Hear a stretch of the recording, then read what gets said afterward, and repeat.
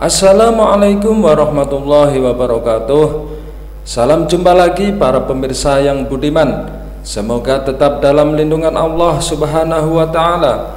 Dan jangan lupa tetap jaga kesehatan dan selalu semangat dalam menjalankan hari-hari kita ke depan. Kembali saya hadir untuk mengisi waktu santai Anda dan ingin mengajak Anda menyimak video kajian menarik.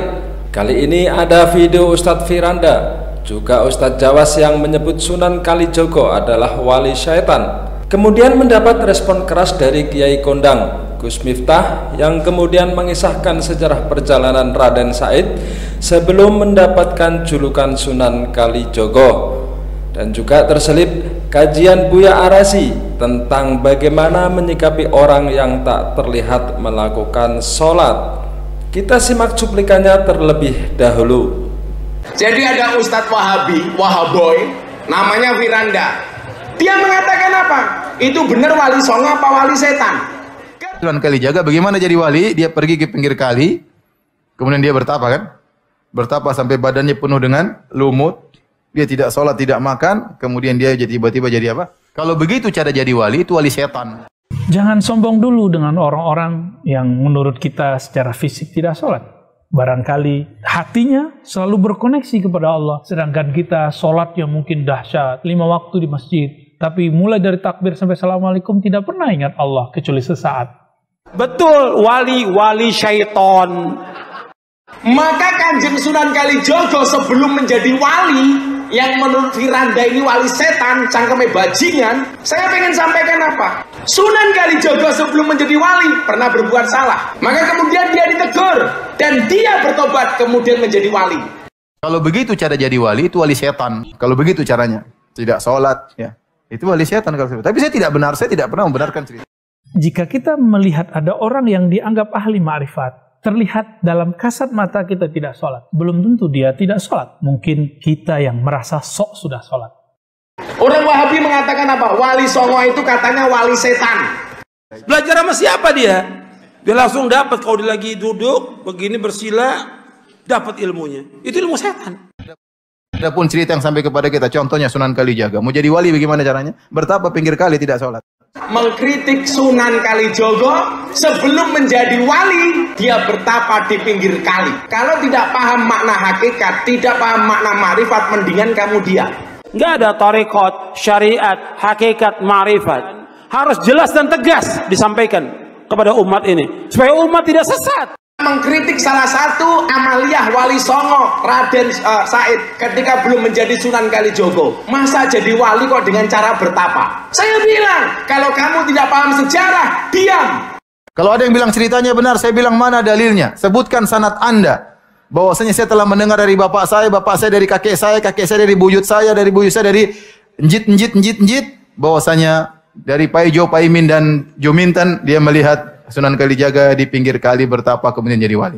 Orang-orang yang sholat tapi tidak mengenal Allah, itu sholatnya juga tidak bermakna. Mardud indallah, tidak diterima di sisi Allah SWT. Maka kita menuduh diri kita, jangan-jangan sholatku belum khusyuk. Tidak sibuk memandang orang lain, menjadi juri orang-orang lain. Ya makanya, tidak bisa kita benarkan berita tersebut. Ini yang nulis siapa?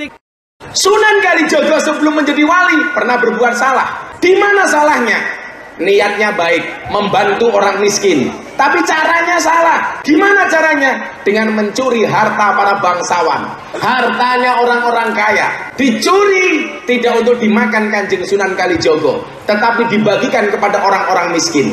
Kalau di Betawi ada namanya Si Pitung, kalau di Eropa ada namanya Robin Hood, di Demak ada Sunan Kalijogo. Maka kemudian dia ditegur dan dia bertobat kemudian menjadi wali. Maka jangan salah, ada banyak wali yang basicnya itu preman, yang awalnya preman bisa jadi wali. Dari cuplikan video tadi, memang tampak arogansi kedua Ustadz Wahabi itu dalam menilai seseorang. Seakan mereka sendiri yang paling benar dan yang paling dekat dengan Allah Subhanahu wa Ta'ala. Untuk lebih jelasnya, mari kita simak bersama video lengkap Gus Miftah yang membedah sejarah perjalanan Raden Said sebelum mendapat julukan Sunan Kalijogo.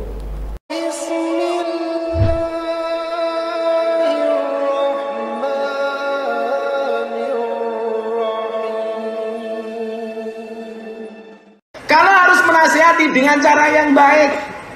Jangan niatnya baik tapi caranya tidak baik. Maka Kanjeng Sunan Kalijogo sebelum menjadi wali, yang menurut Firanda ini wali setan, cangkeme bajingan. Orang Wahabi mengatakan apa? Wali Songo itu katanya wali setan.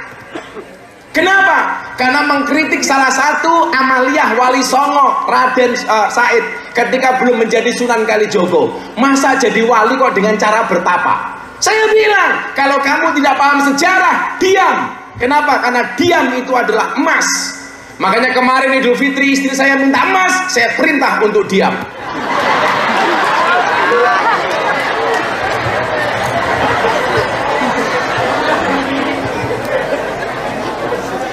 Jadi ada Ustadz Wahabi, Wahaboy, namanya Firanda. Dia mengatakan apa? Itu benar wali songo apa wali setan? Gara-gara apa? Mengkritik Sunan Kalijogo sebelum menjadi wali, dia bertapa di pinggir kali. Kalau tidak paham makna hakikat, tidak paham makna ma'rifat, mendingan kamu diam. Saya ingin sampaikan apa? Cara niatnya baik harus dilakukan dengan cara yang baik. Sunan Kalijogo sebelum menjadi wali pernah berbuat salah. Di mana salahnya?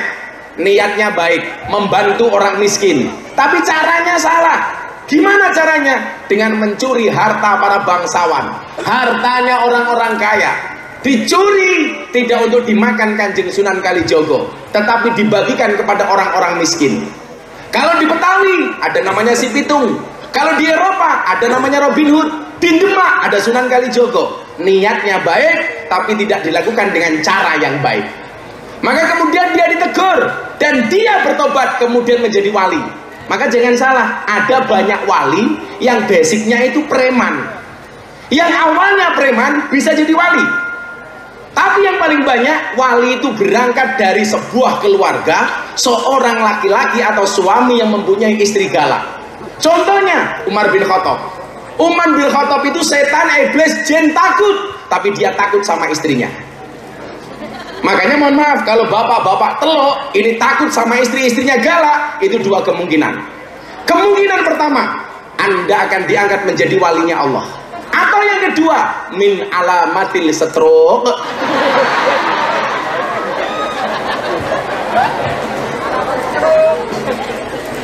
Anda tahu stroke itu penyakit apa? Stroke itu penyakit yang diakibatkan gara-gara adanya ketidakseimbangan antara stroke gaji dan stroke belanja. Paling. Makanya hari ini banyak orang niatnya baik tapi caranya tidak baik. Yang terjadi adalah fitnah. Saya sampaikan kepada Mas Dedi pelan-pelan, tolong kamu take down, kamu hapus. Akhirnya apa yang terjadi? Alhamdulillah, Mas Dedi menghapus video tentang LGBT. Hari ini orang masih teriak-teriak nggak terima. Dedi harus diproses secara hukum. Saya bilang, Dedi itu mu'alaf baru 3 tahun, masuk Islam baru 3 tahun. Dan ini di Demak pertama kali saya sampaikan, doakan bulan ini Aska Corbuzier masuk Islam, anaknya Deddy Corbuzier. Bagaimana caranya? Caranya bil hikmah, dengan contoh yang baik. Saya tidak pernah ngajak Deddy Corbuzier masuk Islam, tapi dengan cara yang baik, dengan nasihat yang baik, dia masuk Islam. Ini baru 3 bulan sudah dicerca. Dedi salah masuk Islam. Kenapa? Karena milih guru yang salah. Kenapa? Karena Miftah itu liberal. Sing dimaksud liberal ki opo? Wong gantenge kaya ngene kok liberal. Buka kacamatane matamu.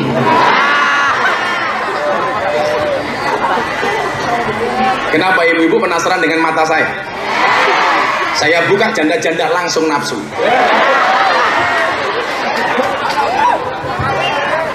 Daripada Anda nafsu saja nggak jadi ngaji, mendingan tidak saya buka. Kenapa? Saya harus pakai supaya kalau ngelirik janda tidak kelihatan. Tapi rono sing ayu. Tapi alhamdulillah Pak, malam hari ini pengajiannya begitu berwarna. Ada yang jilbabnya hijau, coklat, tapi yang paling menjijikan pink. Kalau wis tua jilbabnya pink. Jangan-jangan simpati yo pink.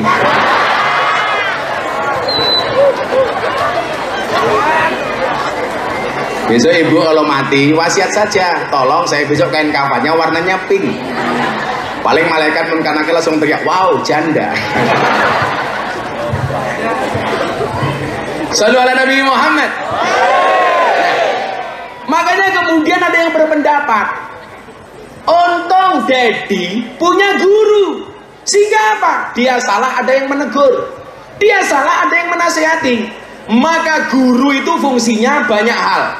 Lihat jari saya, jangan lihat akik saya. Pamer mbahmu, pamer. Tak copot aja isin nak. Hilang, gue meneh. Pengajian amplopnya tipis, kehilangan akik. Bocah hadroh, sangoni rum. Sangoni rum. Derek. Paduh.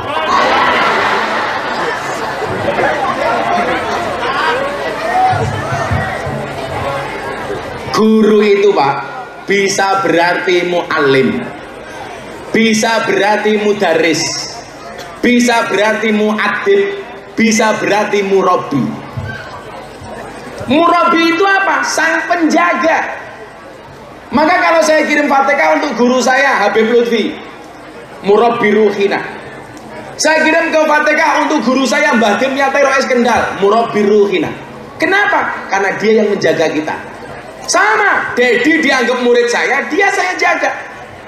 Jangan kemudian orang yang baru masuk Islam ada kesalahan dihakimi. Coba kita lihat sejarah Pak. Anda tahu Abu Bakar? Abu Bakar itu masuk Islam yang mensahadatkan Nabi Muhammad Rasulullah. Dan Anda tahu Abu Bakar baru sholat setelah 13 tahun jadi orang Islam. Abu Bakar. Lah kalau hari ini Mas Dedi sholatnya masih bolong-bolong, lumrah. Masuk Islam baru 3 tahun, yang membimbing syahadat hanya Miftah. Abu Bakar 13 tahun, yang membimbing Nabi Muhammad 13 tahun baru sholat. Dedi baru 3 tahun. Dan alhamdulillah insya Allah tahun ini kalau Allah ridho, saya ngajak Mas Dedi Corbuzier berangkat haji. Jadi besok panggilannya Haji Botak. Sebelum saya lanjutkan, Pak Bu, saya itu kan punya nadar. Kalau saya haji sudah berkali-kali, istri saya kan belum haji karena daftar belum bisa berangkat. 3 tahun yang lalu istri saya divonis kanker. Ini semangat untuk ibu-ibu yang merasa punya sakit. Waktu itu saya bilang sama istri saya, kamu sembuh, mau bocah? Banser nunggu kabel, nunggu.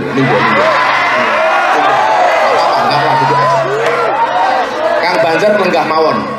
Karena mereka datang pengen melihat wajahku, tidak pengen melihat bokongmu, ya. Duduk saja, Mas.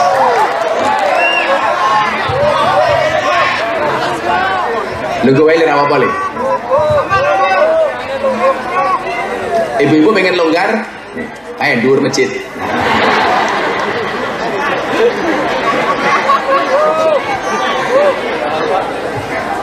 Ngomong kula kelingan, Pak. Iya. Pak santet rasa ngaceng lho kowe. Ibu-ibu tahu kenapa mas-masnya sukanya duduk atau berdiri di atas pohon pisang? Karena mereka seperti pohon pisang. Maksudnya punya jantung tapi nggak punya hati. Iya. Sungguh kajian mencerahkan sekaligus menghibur. Semoga bisa bermanfaat bagi kita semua. Sampai jumpa lagi. Terima kasih. Wassalamualaikum warahmatullahi wabarakatuh.